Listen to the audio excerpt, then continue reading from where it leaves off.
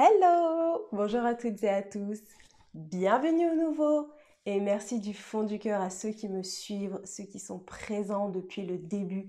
Je tiens vraiment à vous remercier parce que vous êtes vraiment de plus en plus nombreux à me suivre et ça me fait chaud au cœur.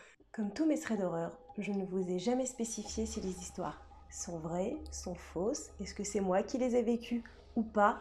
Ça, je ne le dis pas. En tout cas, je vous laisse mettre en commentaire si vous pensez que c'est une vraie histoire, vécue ou non. Mon histoire se déroule dans les années 90. La petite Sally a alors 7 ans. Elle est en vacances chez sa grand-mère.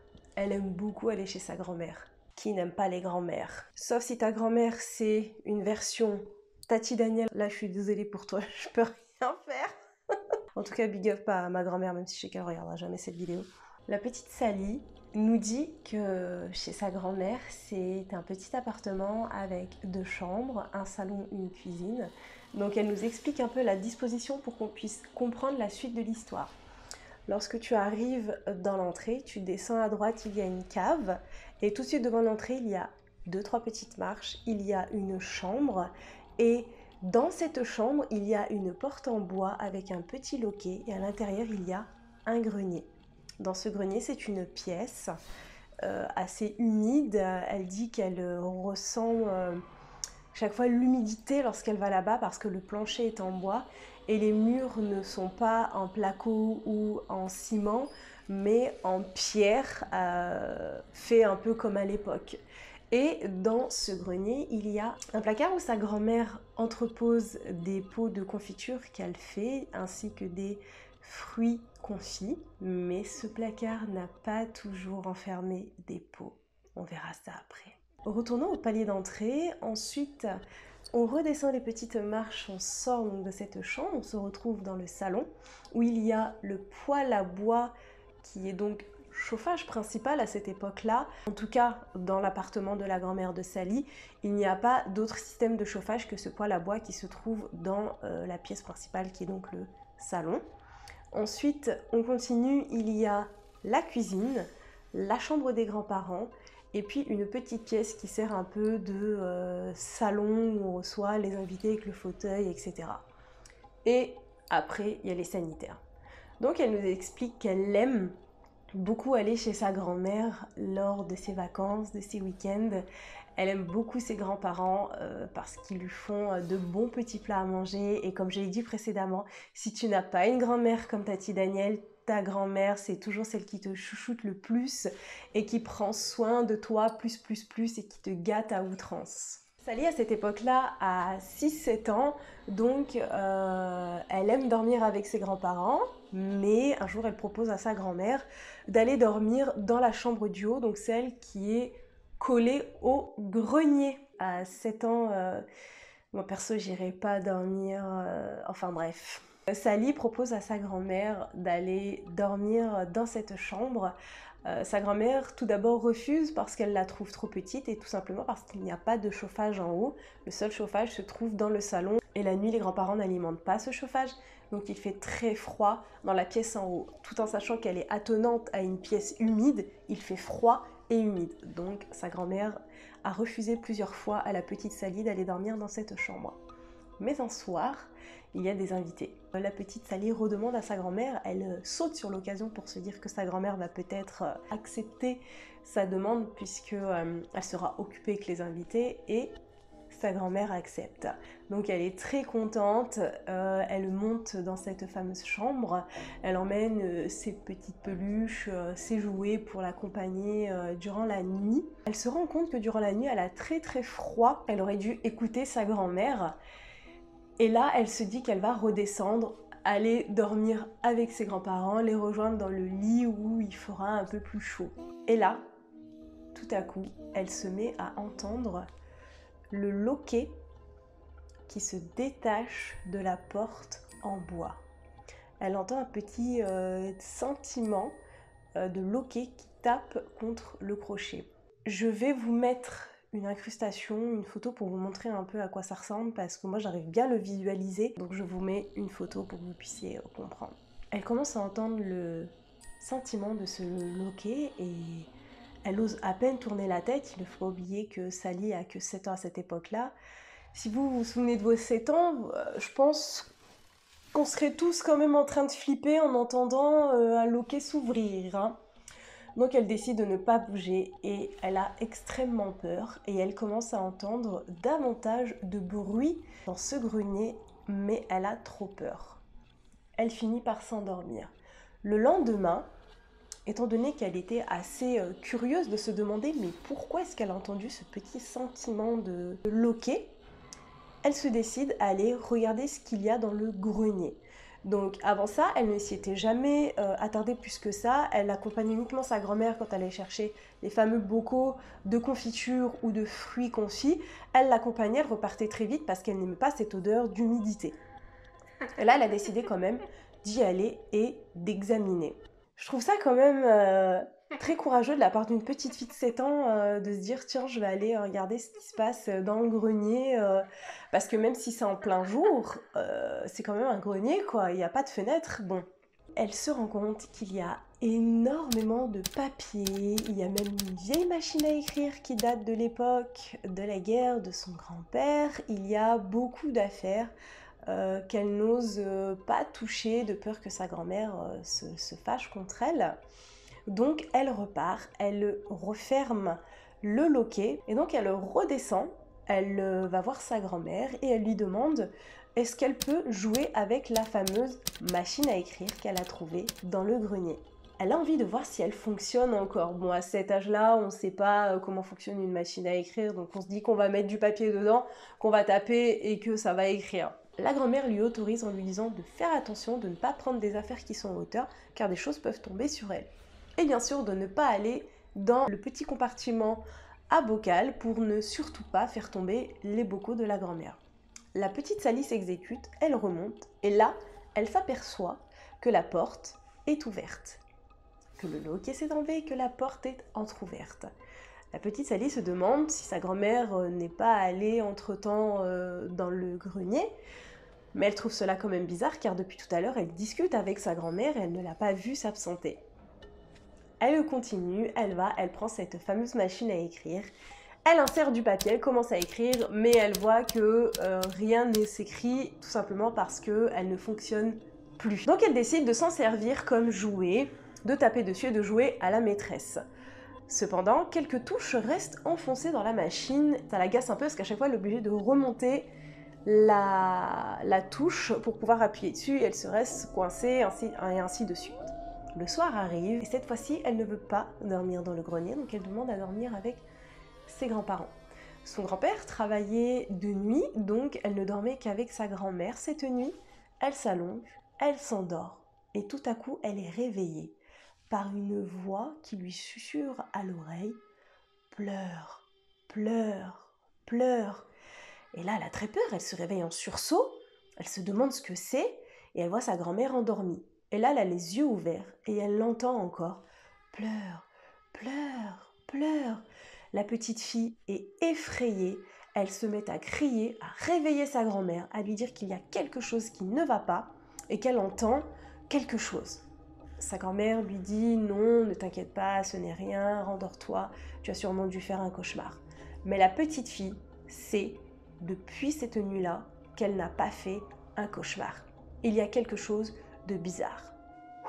Déjà là, je suis en stress, je me dis, mais à 7 ans, bichette! Et c'est là qu'on se dit que vraiment, les enfants sont attaqués de toutes parts, ils sont tellement fragiles, ils ont plus cette facilité à entendre et à voir certaines choses que nous, en tant qu'adultes, on essaie de tout rationaliser, donc du coup, on a moins accès à certaines choses et Dieu merci. Les semaines passent, les mois passent et rien ne se passe. Quelques temps plus tard, Sally est plus grande et cette fois, elle est décidée, elle veut sa chambre. Donc elle demande à sa grand-mère si elle peut investir la chambre du haut. Donc là, elle fait une vraie installation, elle ramène son radio-réveil, elle ramène ses jouets, elle ramène tout ce qu'il faut pour s'installer en haut. Elle a demandé un petit chauffage électrique pour pouvoir se réchauffer lorsqu'il fait froid et humide. Sa grand-mère lui rapporte beaucoup de couvertures et donc elle a beaucoup plus chaud la nuit. Et la première nuit arrive. Elle se souvient qu'elle avait eu cet épisode avec le loquet, mais elle se dit que tout va très bien aller, que maintenant elle est un petit peu plus grande et qu'elle se sent vraiment capable de pouvoir résister, confronter ses peurs de ce fameux grenier. Et là, elle se met toujours à entendre le petit loquet. Et cette fois, elle entend le bruit de la machine à écrire. La machine à écrire est littéralement en train d'écrire. Elle entend les touches s'enfoncer et le rabat du haut, vous savez où on met la feuille là, on rabat, une fois qu'on arrive à la fin, on rabat comme ça. Elle entend le rabat et elle entend cette fameuse machine à écrire qui écrit. Elle est pétrifiée, elle a super peur. Mais elle décide de ne pas se lever et de mettre la couverture sur elle et d'attendre le lendemain. Elle n'a quasiment pas dormi de la nuit. Ses grands-parents se levant très tôt le matin, vers 5h30, 6h pour alimenter le foyer en feu. Dès qu'elle a entendu ses grands-parents se lever, elle se lève, elle va voir ses grands-parents et elle leur dit qu'elle a entendu la machine à écrire toute la nuit. Donc là, une fois de plus, sa grand-mère lui dit qu'elle a dû faire un cauchemar, qu'il n'y a absolument rien dans ce grenier et qu'elle ne doit pas avoir peur. Elle lui propose même d'aller avec elle, d'aller voir avec elle. Et souvenez-vous, je vous avais dit que certaines touches restaient enfoncées, il fallait les remonter. Donc elle se rend compte qu'il y a plusieurs touches qui sont enfoncées. C'est donc là qu'elle explique à sa grand-mère que regarde, certaines touches restent enfoncées, il faut les remonter. Et moi, la dernière fois que j'ai joué avec, je les ai tous remontés. Sa grand-mère lui dit, tu as sûrement dû en oublier, ce n'est pas grave. Et ainsi de suite. Chaque nuit, de nouveaux événements vont arriver. Elle va entendre des bruits de craquement, des bruits toujours de chuchotement, toujours cette machine à écrire et de plus en plus de bruit. Un jour, elle décide de confronter sa grand-mère, de lui demander de dormir avec elle. Sa grand-mère refuse et c'est là qu'elles ont toutes les deux la fameuse conversation qui va un peu permettre de comprendre ces bruits. Sally, elle est convaincue qu'il y a une réponse, il y a quelque chose qui ne va pas. Sally est convaincue qu'il y a une raison, un motif à tout cela, que ça n'arrive pas par hasard. Et là, sa grand-mère lui avoue qu'elle connaissait l'ancienne locataire. Soyez prêts, écoutez bien ce qui se passait. Donc l'ancienne locataire était une dame âgée qui a eu des enfants un peu sur le tard et cette dame était très méchante, ne supportant pas ses enfants. Leur punition était de les enfermer dans le fameux placard à bocaux. Là où la grand-mère fait ses petits fruits confits et ses confitures, elle enfermait ses enfants là-dedans. Et donc elle les enfermait parfois plusieurs jours. Ils faisaient leurs besoins, même dans ce petit placard. Donc Sally nous explique que ce petit placard contenait quelques bocaux. Donc je vous laisse imaginer si elle enfermait ses deux enfants ensemble dans ce petit placard, tout en sachant que, comme je vous l'ai dit avant, il n'y a pas de système de chauffage ni d'aération, il n'y a même pas de fenêtre. Les murs sont encore en briques et en terre. L'humidité, l'odeur, ça devait être irrespirable là-dedans. Et en plus, ils font leurs besoins dans un tout petit placard qui contient quelques bocaux. Je ne sais pas comment ces enfants tenaient là-dedans, dans quelle contorsion elle les mettait. Mais en tout cas, ils restaient là, punis parfois même quelques jours. Et sa grand-mère lui dit qu'elle pense même que certains de ses enfants sont décédés dans le placard, car par la suite, elle n'a plus revu ses enfants. Donc elle ne sait pas si elle les a confiés à la DAS ou au service public ou s'ils sont décédés dans ce placard. Sally nous dit que depuis qu'elle a appris cela, elle n'est pas retournée dormir seule dans cette chambre.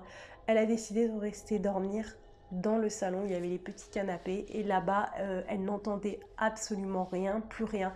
Elle ne sait pas s'il s'est passé d'autres événements, car d'autres invités sont allés dormir dans cette fameuse chambre, mais elle dit n'avoir eu aucun retour d'invités ou d'autres personnes qui se sont plaints de bruit ou de quoi que ce soit de bizarre.